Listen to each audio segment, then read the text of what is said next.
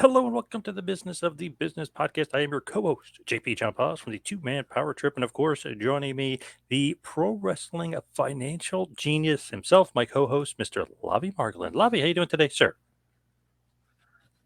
I'm doing good as January marches along. Of course, we're distributed by the Creative Control Network. We're the official business podcast of PW Pondering. Some really interesting news on their website as we record. In the last week, Daniel Makabe announced his forthcoming retirement. Nick Wayne made a surprise return to Prestige Wrestling, and Chavo Guerrero Jr. had some acting news. So go check out PW Ponderings. Nice. I love that. Chavo obviously is keeping super busy, getting more and more popular and more on demand as far as the wrestling world tying into the acting world. Speaking of that, we talked about the Iron Claw last week, which is, of course, about the Von Erichs. Great movie. Go out of your way to see it for sure. Actually, my boss called me the other day and was talking to me about it. So, man, he's not a wrestling fan at all. So he's like, man, I went down a rabbit hole. I found out all this stuff. He goes, there was another brother. Like he was even into the Iron Claw and thought it was a great movie. So definitely see it. But what's the latest on Kevin Von Erich? Yeah, so just a little bit of follow up from our conversation last week. Kevin did make his way back to Israel. This is coverage from Ynet News. He arrived on a visit to Israel on Wednesday to show his solidarity amid the war in Gaza. The 66-year-old Von Erich will dedicate his first day in the country to interviews for local and international media and a visit to the Hostage and Missing Persons Families Forum in Tel Aviv. On Thursday, he's set to attend a special screening of the film based on the family story, of course. And some interesting pictures of him out and about town. But on Friday, Von Erich was expected to have a meeting with Israeli children living in communities close to the Gaza border, during which he will also provide them with a wrestling lesson.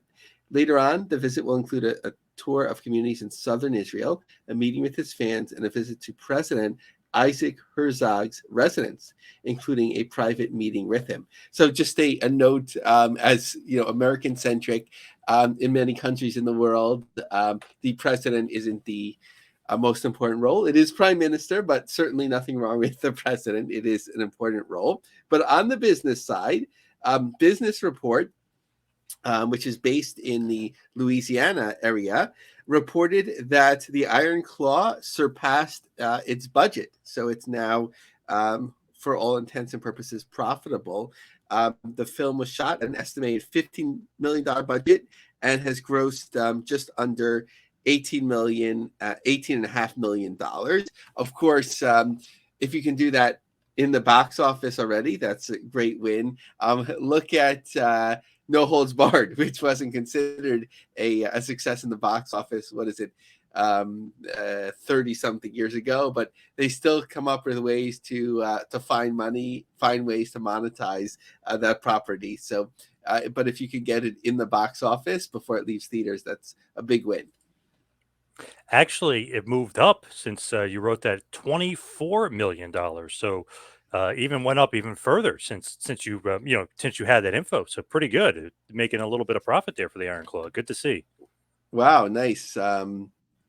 And something that I saw was that it was especially very successful for an R-rated movie. Although, to me, I feel like R-rated movies in like the 80s and early 90s did well, right? Like RoboCop, Nightmare on Elm Street, all that sort of thing. But Yep. maybe in recent days, the recent being the last 15, 20 years, I'm sure things have changed and that was less acceptable. Yes. Good thing it's making money though. Good to see because sometimes good movies tend to maybe be more niche or maybe not make as much money. So good to see at least it's profitable. So nobody can say it's not successful. For sure. And I'm looking forward to seeing it again. Probably not in the movie theater, but maybe as a digital download. Yes, for sure. Now, as far as New Japan Pro Wrestling, obviously last week the Wrestle Kingdom show, the big Wrestle Kingdom, or maybe 2 weeks ago, the big Wrestle Kingdom show happened.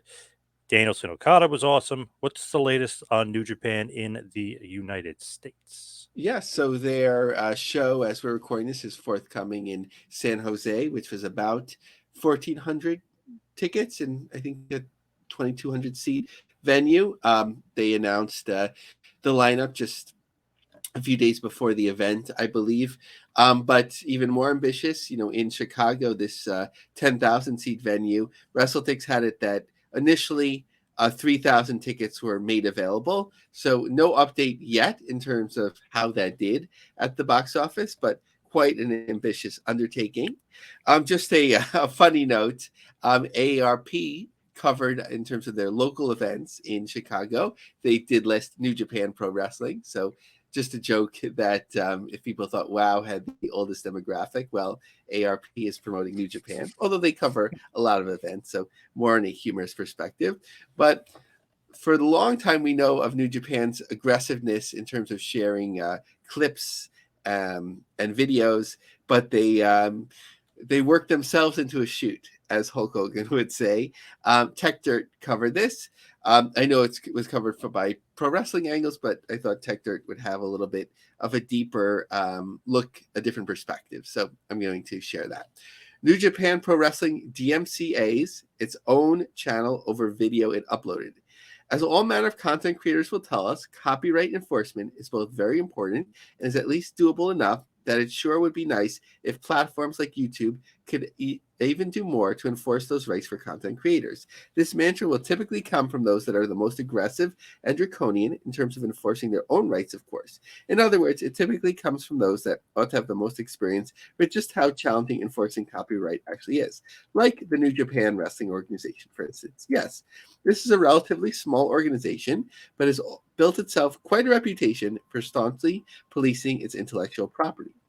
NJPW are famous for issuing copyright strikes on YouTube, even taking down videos from content creators when still images are in use as opposed to fully fledged video footage. Videos of New Japan content shared on X are also often taken down by copyright strikes from the promotion. Again, just the sort of people that ought to be well versed in all of the trials and nuances of enforcing copyrights, having done it so often for themselves. But this obviously isn't a post about how aggressive New Japan is. Those stories are legion. No, this is about how, before then deleting all the tweets pertaining to this topic, New Japan managed to DMCA its own YouTube channel. Yes, New Japan issued a copyright strike on their own 4 months after they uploaded the full match between Kairi and Mercedes Moné. New Japan tried to encourage fans to watch the bout as it's tied for the local top bout of 2023 for Strong. However, clicking the link shows New Japan has blocked the content from. The link does not show the footage any longer. The video appears to now be restored and is fully available to anyone who wants to watch it. But the original tweet promoting what was then a takedown YouTube has been deleted. So whatever this was, it was certainly some kind of mess up on New Japan's part. Kind of embarrassing, no? I mean, it just strikes me as super embarrassing. I wonder if they have some sort of program that scans social media for their content and then just automatically reports it as opposed to a person searching. But I guess they, if this is what it was, I guess they forgot to exclude things that come from their official channels. But really, it's indicative of where New Japan is right now in terms of promoting well, especially in North America. A lot of promotions that don't have great television or coverage or digital distribution, which they don't. They have decent through Access and through Pluto and their streaming services. You could build a buzz for talent, for angles, for amazing moves through social media. And if the most passionate people that are sharing it, not just to make money, but especially if you're just clipping it on Twitter, yes, you might get likes and shares and so on, but it's really promoting you well. So for the most part, it doesn't make sense. On a small level, I know Gabe Sapolsky was like at Evolve and so on, like when people would try to record, he'd be pretty proactive in terms of getting them not to do that, which I understand if it would be whole matches, but to get a little bit buzz going is a missed opportunity. Man, it reminds me of an old Howard Stern show prank call with these guys, Richard and Sal, pranked this guy with his own voice, and he couldn't tell he was arguing with himself. So that's what it reminds us. Oh, I'm going to delete my own stuff. Like, you can't tell that it's your own stuff. Like, embarrassing. It's pretty bad on New Japan. Come on, guys, settle down a little bit over there. But I digress. Let's talk about another Japanese. A little bit of Joshi. What's going on with Sukeban? So PW Insider had the scoops, as they usually have,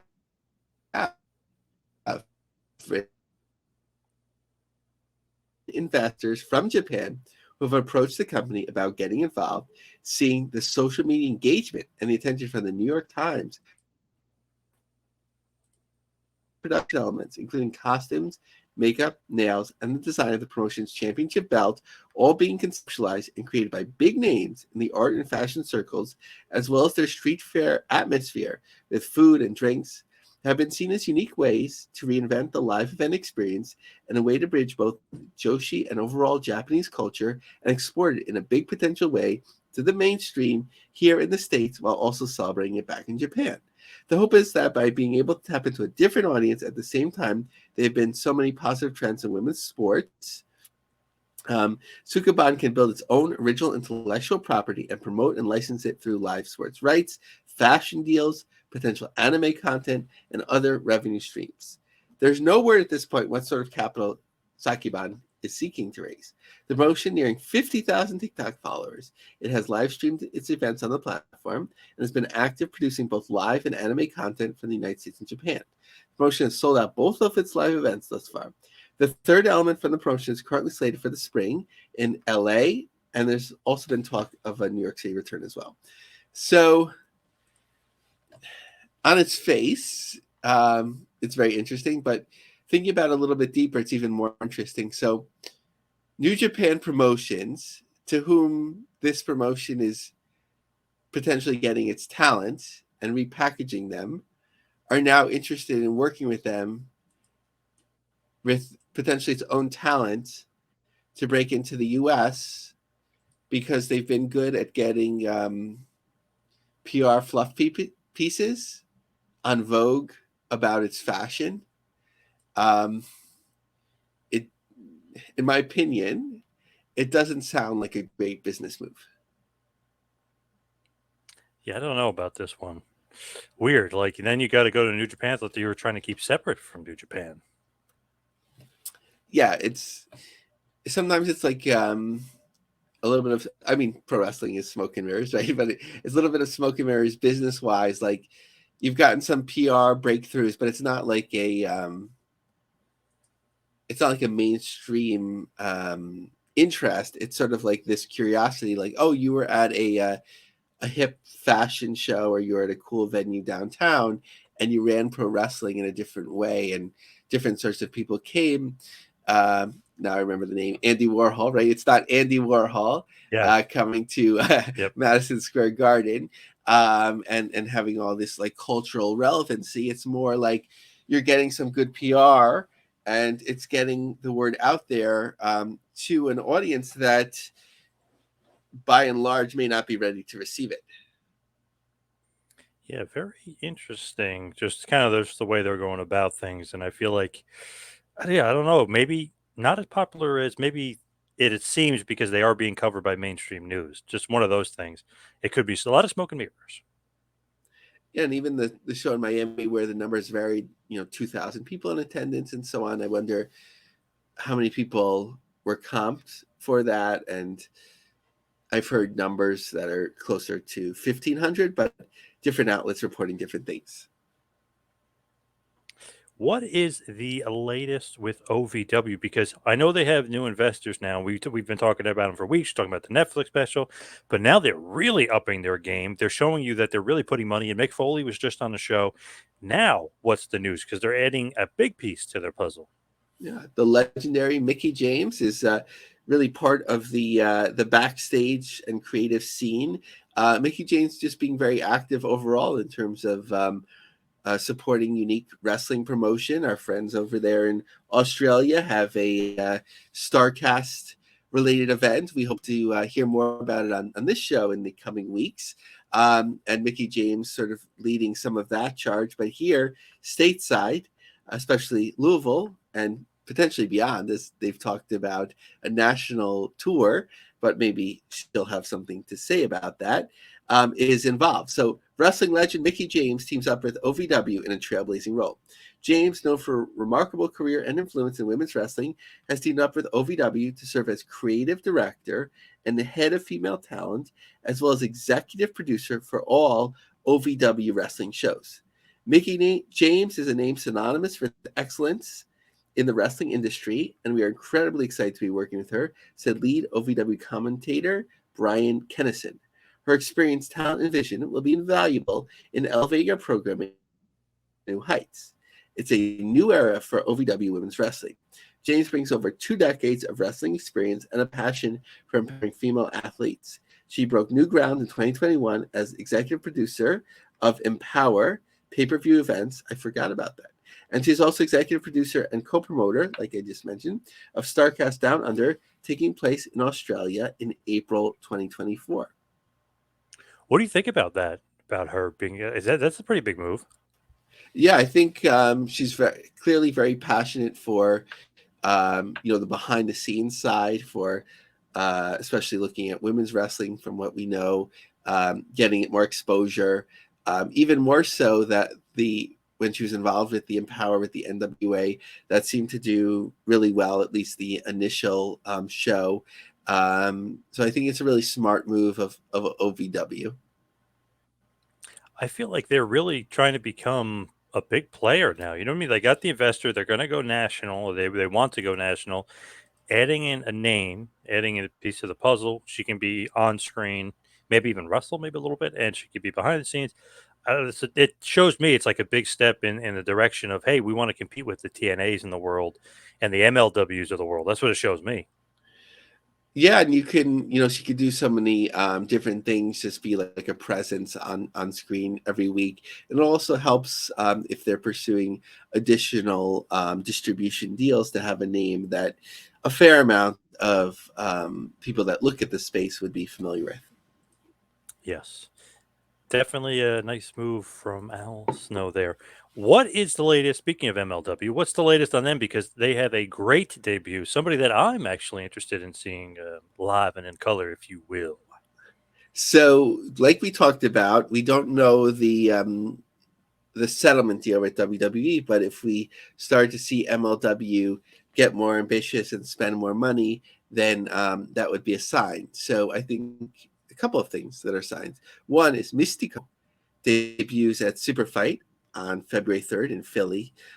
So just a huge name in the world of pro wrestling, especially lucha libre, really transcending the sport in Mexico and being responsible for some unique and big houses relatively in the U.S. So MLW is quite good at something like that, where you bring in different unique talent and fusion, right? You mix them together. Also, although they've had job listings on their website for a really long time, they are promoting that they are hiring video package editors and GFX designer.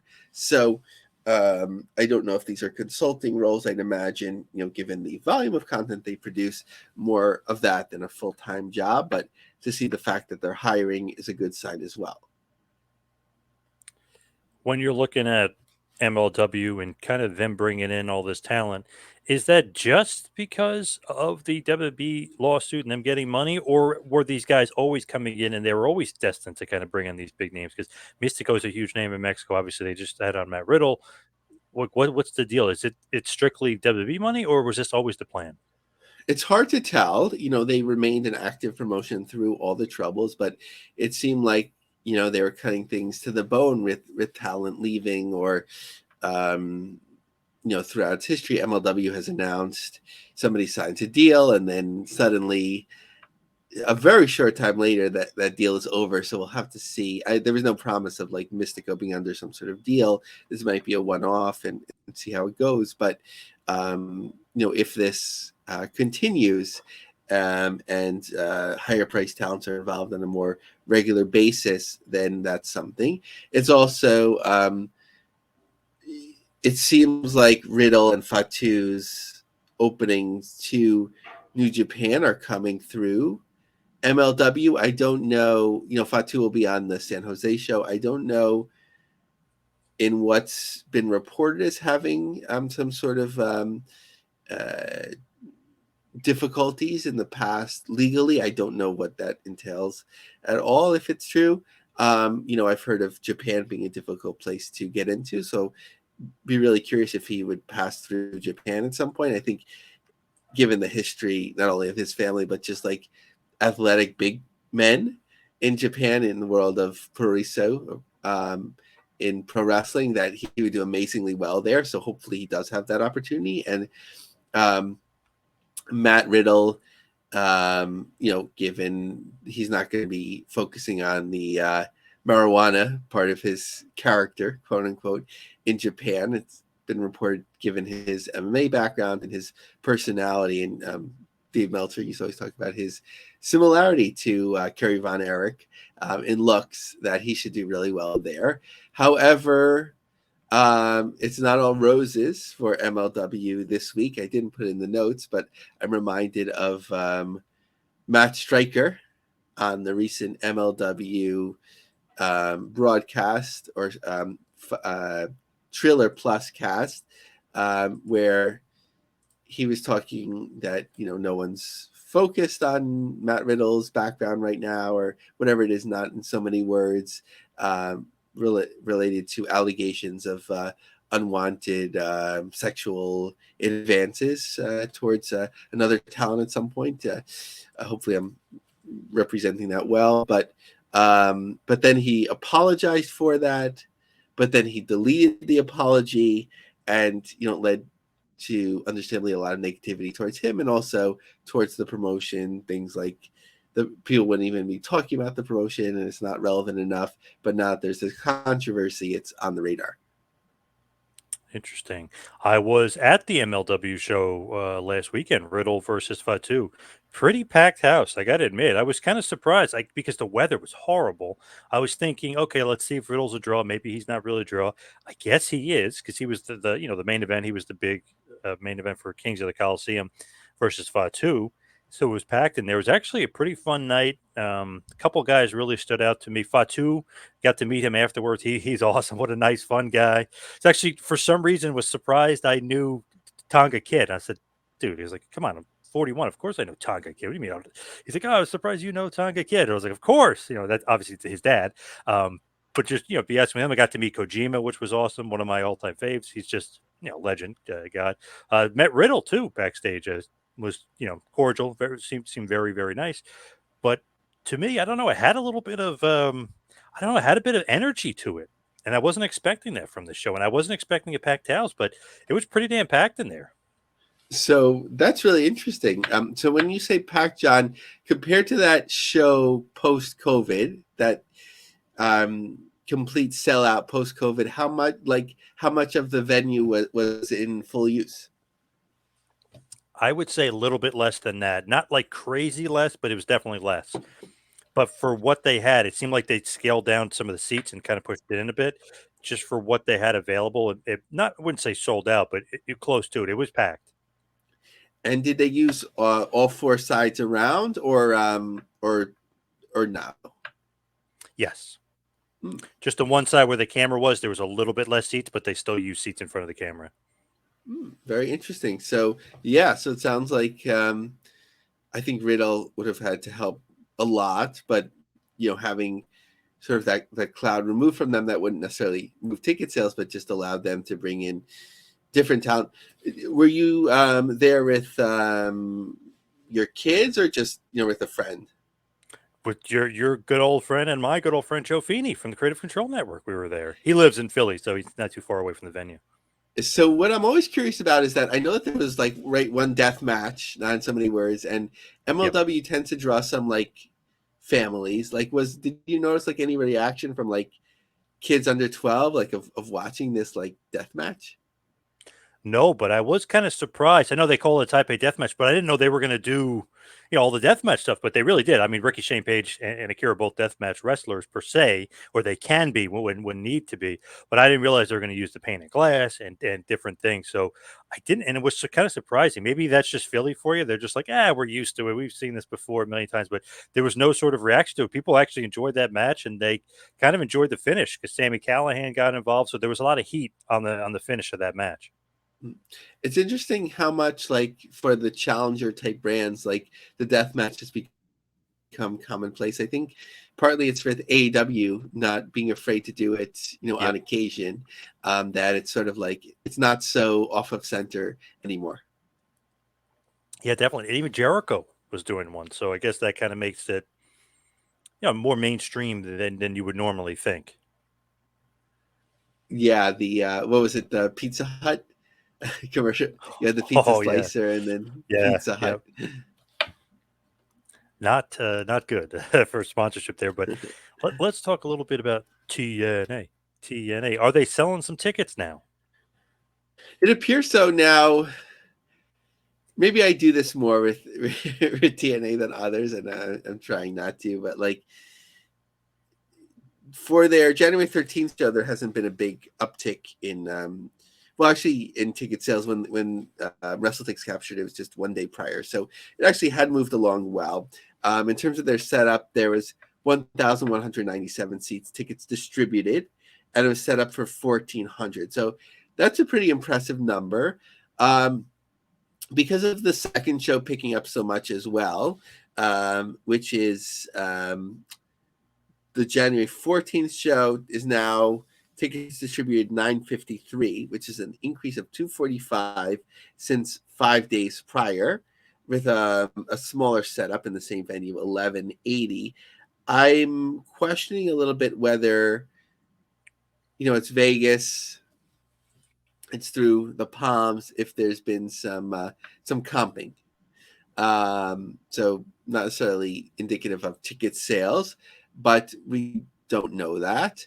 But I think it's a positive, especially for getting off, in terms of their new name and so on. So they've also partnered with Alumni Health, um, NFL Alumni Health, for its event Hard to Kill. So this is, so the NFL Alumni Health is sponsoring an event called Hard to Kill.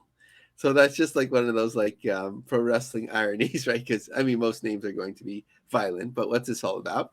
TNA announced today an extension of its partnership with NFL Alumni Association through their wholly owned subsidiary NFLA Health to present the highly anticipated pay-per-view. It supports the NFLA's Health Huddle for Health initiative. TNA Wrestling will host the Vegas chapter on site at the Palms, bringing together NFL alumni and TNA wrestlers to launch this event. Huddle for Health aims to take activities and programs for the alumni and expand them for the broader underserved communities and evolve the platform as a broader-based community initiative. Our organization has a long-standing relationship with the NFL Alumni Association, said Scott Demore. We're proud to continue this successful collaboration, once again with Hard to Kill pay-per-view event. Philanthropy is the lifeblood of Anthem through Anthem Cares, and that transcends to TNA as well. The NFL Alumni Association provides vital services encouraging health and wellness, and we are honored to have them on board.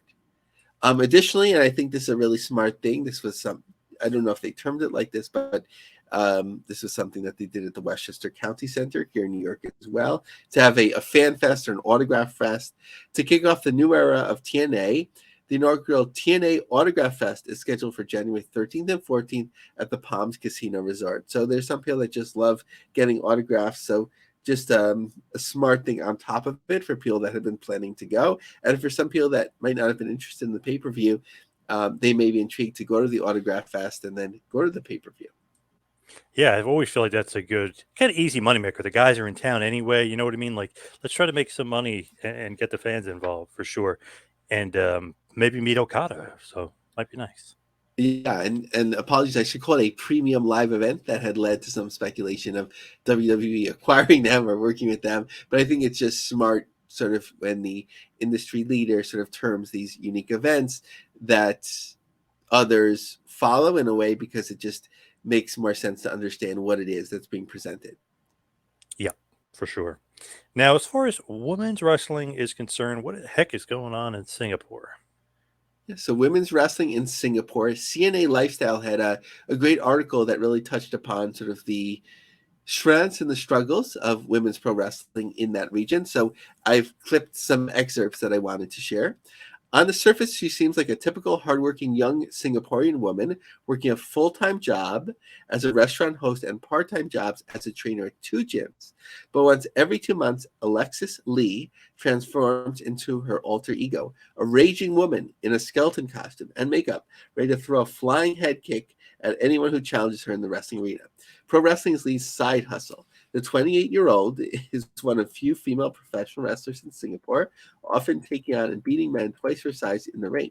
Lee also fights female wrestlers at Singapore Pro Wrestling, SPW, flies in from abroad, such as Japanese big model turned pro wrestler Yuki Kamafuki. 3 to 4 times a year, she wrestles overseas in China, Philippines, US, and India. Of course, these 8 to 10 matches a year are not enough to pay the bills, but Lee is driven by her passion. She started wrestling when she was 18 and has been in the sport for 10 years. Wrestling is not all that popular in Singapore. You might even call it an underground sport. In fact, SPW founder Andrew Tang lamented that pro wrestling culture is dying. In the past, everybody loved WWE. Now the kids don't understand the art of pro wrestling. They think it's very fake, said this 34-year-old who usually organizes wrestling shows every 2 to 3 months and is himself a wrestler.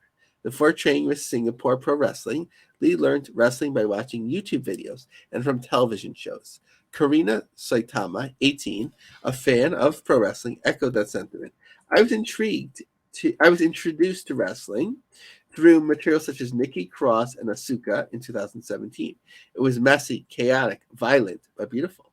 Behind all the bombastic outfits and flashy lights, the stories told in the ring are human, about love and security and self-doubt, about overcoming yourself and the obstacles that have followed you your whole life. It's very much a reflection of ourselves and our own battles in life.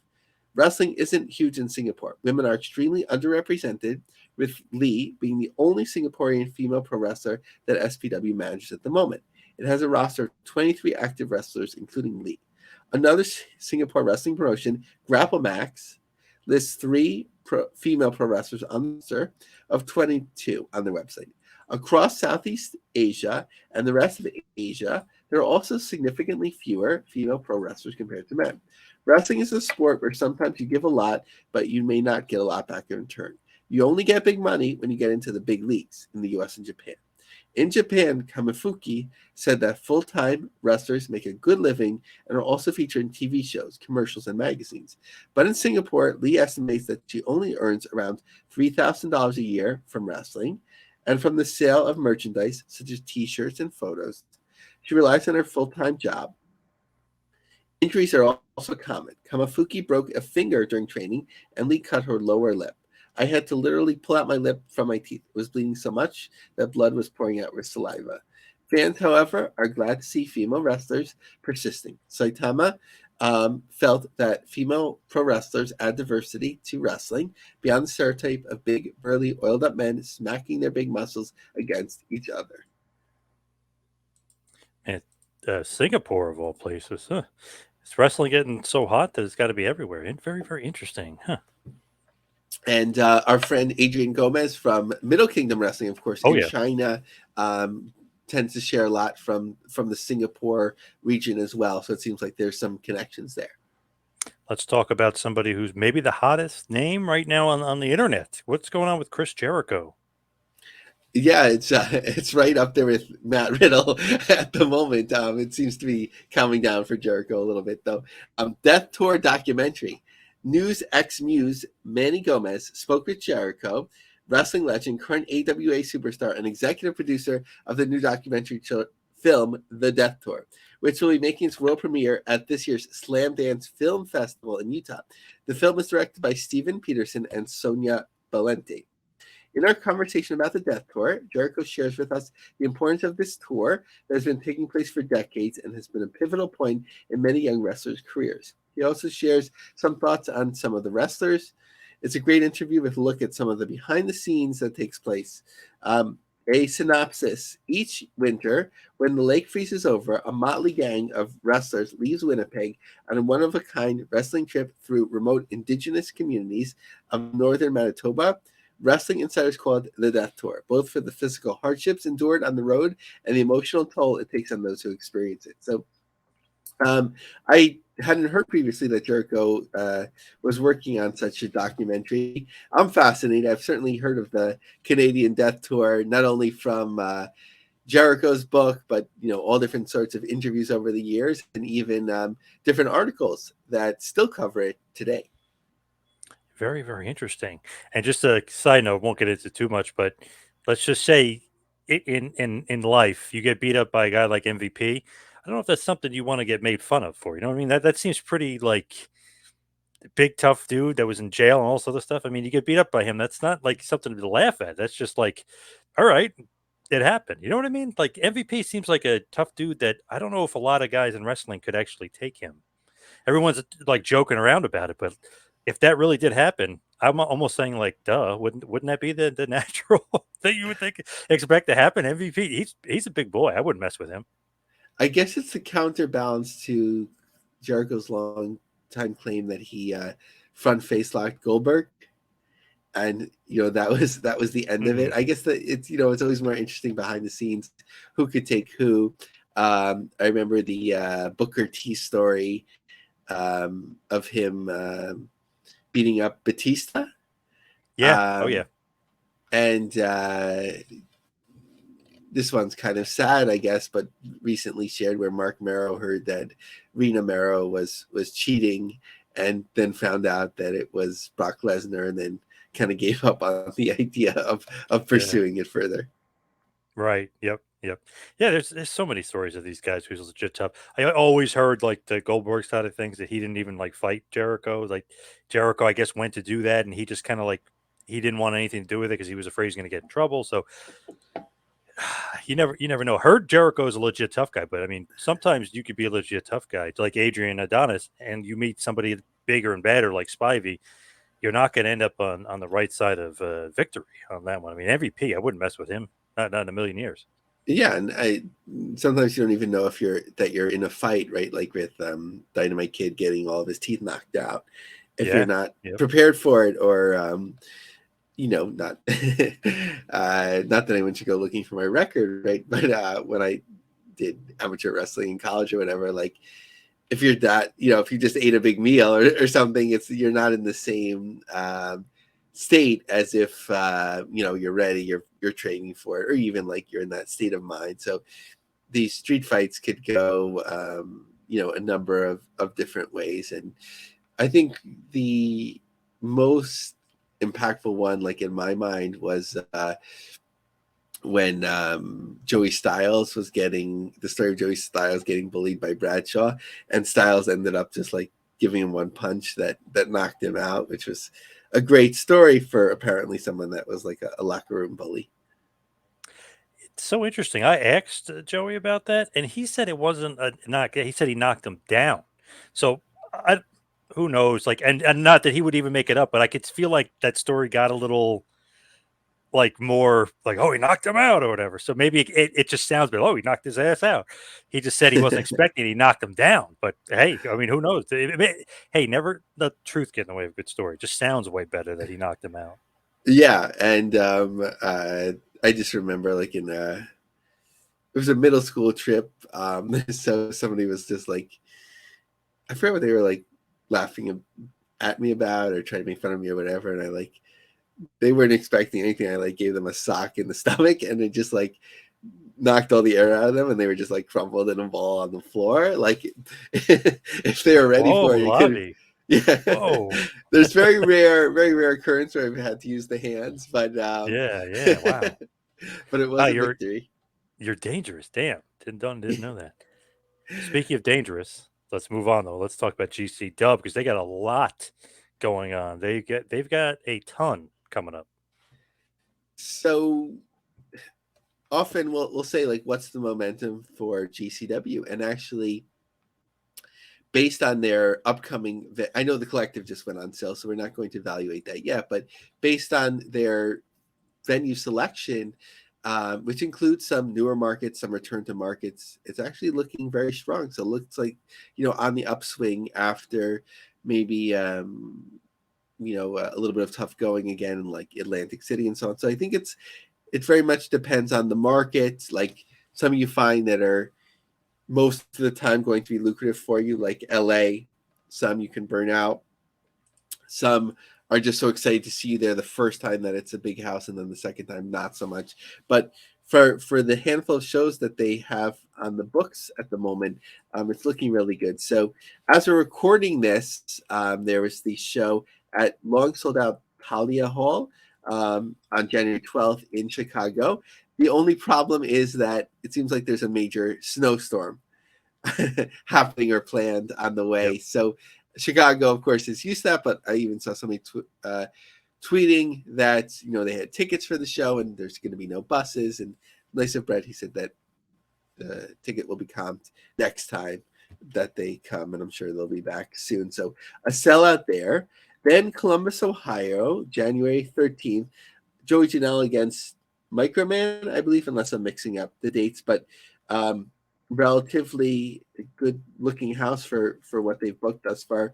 The third and the fourth um, seats are nearly gone as of this recording. It's just a very small handful of seats that were still available with GA as well. So that has to be considered success. I know Tampa was considered very strong. That Brett had tweeted out the previous week that it was trending towards a sellout, and I can see that. The fifth row just has a few seats left with general admission as well. LA is not till later in February, but it's looking, sometimes it moves pretty, sometimes a little bit slower. Here it's looking in the middle, so they might get a sellout as well. Still tickets left in the third row and the stage third row. Niles, Arizona, February 4th. So the fifth row is sold out, and standing room was less than 50 tickets remaining, but more than 10. And then a show in Dallas at Gillies, which we talked about different co-promotion help or sponsorship, that it looked like the first four rows were almost all gone as well. So, that's looking very strong for them. GCW still rocking and rolling, having so many shows. What is the latest with the NWA? So the those two letters keep coming up in different ways. The CW, Yep. and everyone's still trying to figure out, what's the story. So they recently shared, we're thrilled to announce that all new NWA programming will appear on the CW app starting February 6th. The app is available in all app stores and so on. So they had some previous content there on the app. Now they have some new content there on the app. And they had announced a forthcoming show that was listed as a CW special, where they didn't use the language of the app. So that might be where we are with the CW right now, especially in advance of NXT. There's episodes on the CW app, and there is a special on that would be on the CW. Curious to see when that would air and how. Is it prime time? Is it up to the affiliates whether they want to pick it up? As we saw with the WoW special, pro wrestling can come and go sometimes without being announced, so it won't be necessarily groundbreaking if the NWA is on the CW, but if they do well there or better than expected, there could be something there. So interesting because NXT is going to be a part of CW. Just I want to see what comes of the NWA, what will happen, and this footage that apparently CW loves of the wedding of Billy Corgan, if that'll ever see the light of day. So very interesting. For sure. Looking to sort all this CW news out. CW, man, who the hell knew that we'd be talking CW every week about wrestling? Pretty crazy. But give me some indie quick hits. I know our good buddy Ricardo Rodriguez will be a part of this. It's a big staple now in the Pennsylvania area, running 3LW. The upcoming event marks a significant milestone for 3LW as it makes its debut at the Pusilo Gym, located on the campus of Millersville University. This move signals the start of an exciting new partnership between the wrestling promotion and the university.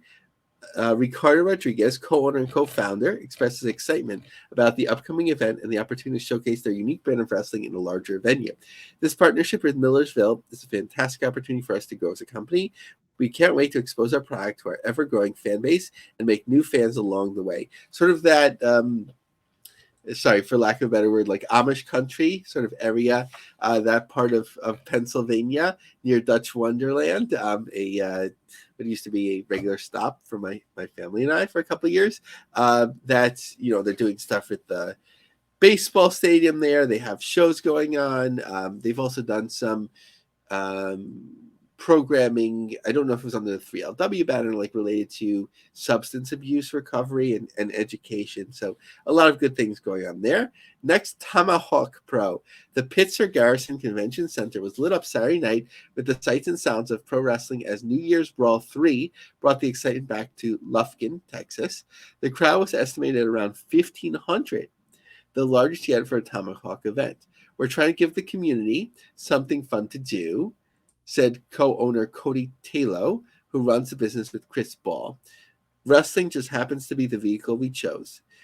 Championship Wrestling from Hollywood, or more specifically Dave Marquez, had tweeted, I've got major opportunities in front of me. One wrestling, one not. 2024, more of this. So looking forward to that. Dave's always cooking on something. And First Wrestling of Minneapolis, or the Minnesota area, has a double sellout. So on First Avenue. So kudos to them. A lot of stuff going on in the not Philadelphia, the Pennsylvania market. Like oddly, it seems like weird, but Pennsylvania just good to seems, see. yeah, it just seems like well positioned, far from New Jersey, New York, Delaware. There's just something always got going on over there. Now, what is going on with St. Louis Anarchy? What is going on with them? So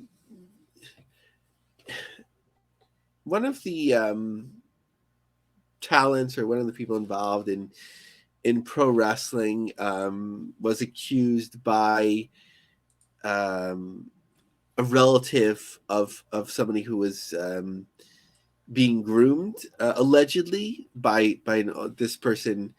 The accused is all in their 30s and allegedly grooming someone that was in their teens. I'm not sure if they're of an of age teen or not, but it just spoke of something that we talked about, of course, not more than 2 or 3 weeks ago. The importance of like rules and standards in pro wrestling that can be set to sort of create better boundaries, better best practices, and so on. Of course, there are certain legal ramifications, but pro wrestling industry, I think, can really take some